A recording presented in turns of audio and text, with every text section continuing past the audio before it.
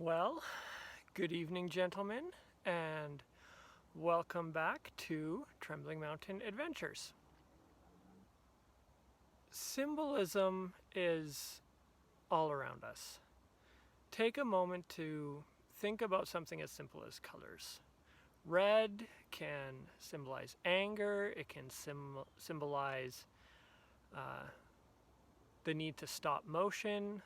Blue can symbolize coldness. Green can symbolize permission to start moving. It can symbolize life. It can symbolize a movement to care for nature. Symbolism runs throughout Scripture as well.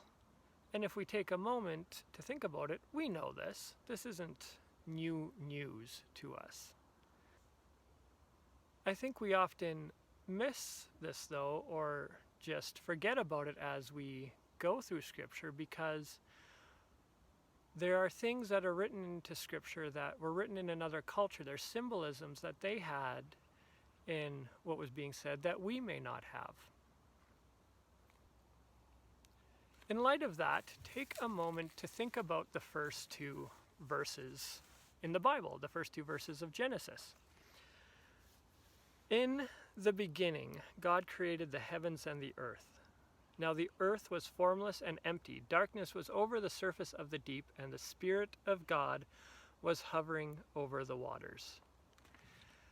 There's a little bit of symbolism in that last word that we might miss out on, the word water. In ancient Near Eastern cultures, which the Jews were part of, water could symbolize chaos. So we have the Spirit of God hovering over chaos and bringing order out of it. That's a pretty neat bit of symbolism right there. Jump ahead a bit then to the time of Jesus. And think of this scenario. Jesus is laying on a cushion, asleep in a boat, in the middle of a storm that is causing his disciples to absolutely freak out. They are terrified. And they cry out to Jesus to do something. And Jesus stands up in that boat and tells the storm to calm down. Jesus then asks them why they have so little faith. And they freak out even more. They question who this man is who could calm a storm. And so while they were scared being in that boat, potentially with the risk of drowning, now they're terrified to see the power that Jesus had over a storm. So put yourself in their shoes for a moment. You have a worldview that tells you that water symbolizes chaos. You're caught in a storm, and a man stands up in your boat and calms that storm. Something that only God had ever done. Would you not be a little freaked out too? Now, of course, we've all heard this story before, and we've all heard people talk about and preach on trusting God in the storm. And to be honest, I'm not going to do anything different in this video. But I do hope to give you a little bit deeper understanding of what the disciples may have been experiencing and why it's so important for us today. Jesus stood in that boat and did something that would likely have taken the disciples' minds straight back to those first two verses in Genesis, where God spoke and brought order out of chaos. Of course, this was just a small taste of Jesus' power, but it would have reminded them of the power that God exerted on a cosmic scale. Of course, all of us have been caught up in the chaos that COVID has wreaked on our lives in the last few months, and my family is no different.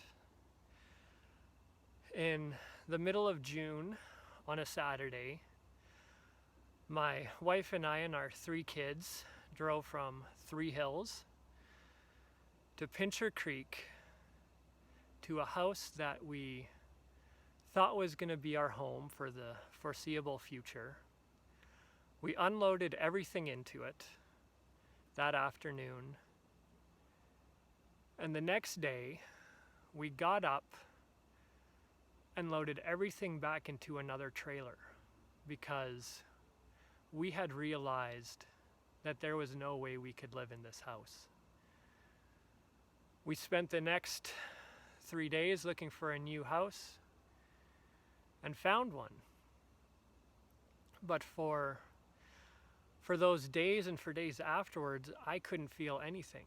I was in pure survival mode. There was no emotion, no fear, no anger. Just, let's get through this. Now, even after we got into our new house, issues kept cropping up that scared us, that brought up doubt. And I am confident that God will bring good out of this, but there are still times when I really question what we're doing down here and how God is going to work this all out. But He's still bringing peace amidst all of that. And maybe you're experiencing the effects of COVID in a way that is causing you to doubt God. Maybe it has left you without work, or even just left you without confidence in how your life is going to play out. Maybe there's other issues. Maybe your marriage is feeling pretty shaky. Maybe work is a place you dread to go each day. Maybe your friends are showing their sinfulness and brokenness. Now, I don't want to be cliche in this next statement, because as much as we have heard it, it is incredibly true. As much as we have heard this idea preached, it is the truth. Jesus stood up in that boat and He calmed that storm. He stood up in the midst of chaos and brought order, just like He did in the beginning when His Spirit hovered over the waters and He brought order out of chaos. And the thing is, God will do it again. We may not see it in the moment, but God will bring a peace and an order to our lives out of the most horrendous chaos. And we may not always see that on earth, at least not in its fullness. God still brings us rest, brings us peace, brings order out of chaotic moments in our life. But His greatest expression of that order, His greatest act of bringing peace, bringing sanity out of all the brokenness and all the sin and all the consequences of humanity's rebellion against Him. His greatest act of ordering will come in the end when Jesus returns and takes us to be home with Him. It might take a while, but it will come. And that is where our hope ultimately lies. So, until next time, cling to Jesus through whatever storm you are going through, and invite someone else to cling to him as well.